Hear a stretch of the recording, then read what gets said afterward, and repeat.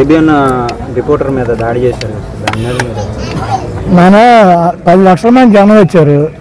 ABN విలేకరుని కాబట్టి దాడి చేసి వదిలేశారు. అదే రాధాకృష్ణ, రామోజీరావు, బిఆర్ నాయుడు, ఆ పౌడర్ డబ్బా గారు వచ్చారనుకో, చెప్పేది మేము అడిగేవో చెప్తాను, మళ్ళీ మాడుతావు. అడిగేది నువ్వే కదా. ఇప్పుడు 10 లక్షల మంది ఉన్నప్పుడు జగన్మోహన్ రెడ్డి గారు సైకో అని, జగన్మోహన్ రెడ్డి దొంగ అని, జగన్మోహన్ రెడ్డి రాష్ట్రం సర్వనాశనం చేయడని చెప్పి నా కొడుకులు ఎవరు? ఆ ఏపీఎన్, TV5, ఈటీవీ, ఆ పౌడర్ డబ్బా ఛానల్లో ఈ నలుగురే కదా. ఇప్పుడు వాళ్ళు విలేకరులు వచ్చారు కాబట్టి కొట్టు వదిలేశారు. అంతమందిలోకి రావచ్చా? మేము బ్యాన్ చేసాం. ఎందుకు రావటం, ఎందుకు బ్యాన్ చేసాం, ఎందుకు వచ్చి తన్నులు తింటాం? అంతమంది మాపు జనంలో ఎవడెవరిని కొడతాడు అని తెలుస్తుందా? ఎవరన్నా ఆపగలరా? ఎవరన్నా కంట్రోల్ చేయగలరా? ఇప్పుడు మేము కొట్టమని చెప్పు, మాపు జనంలోకి వస్తే ఊరుకుంటారా? అదే రాధాకృష్ణ, రామోజీరావు, బిఆర్ నాయుడు, ఆ పౌడర్ డబ్బా కూడా వస్తే ఏమయ్యేది? కీలు ఏలుకి తీసేవారు. తర్వాత మమ్మల్ని అనేవారు.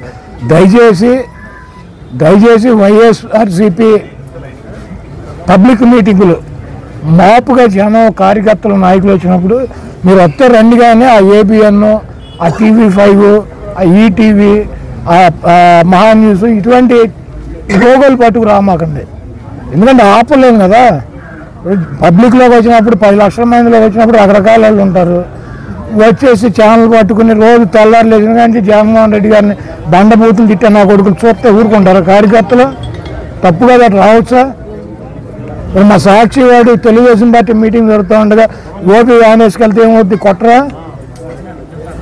అవి ఎవరి చేతిలో ఉండో కంట్రోల్ చేసుకునే పని ఉండదు. దయచేసి రాధాకృష్ణకి, రామోజీరావుకి, బిఆర్ నాయుడికి, ఆ పౌడర్ డబ్బాకి నేను ఒకటే చెప్పదలుచుకున్నా, దయచేసి మీ లోగోలు పట్టుకుని మా మీటింగుల్లోకి రామాకండి. ఎందుకంటే మా కార్యకర్తలు, మా నాయకులు మిమ్మల్ని ఎట్టి పసలను వదలకూడదని చెప్పి తిరుగుతున్నారు. మీరు అంతమంది మాపు జనంలోకి వస్తే ఆ నలుగురు, రాధాకృష్ణ వచ్చినా, బిఆర్ నాయుడు వచ్చినా, పౌడర్ డబ్బా వచ్చినా,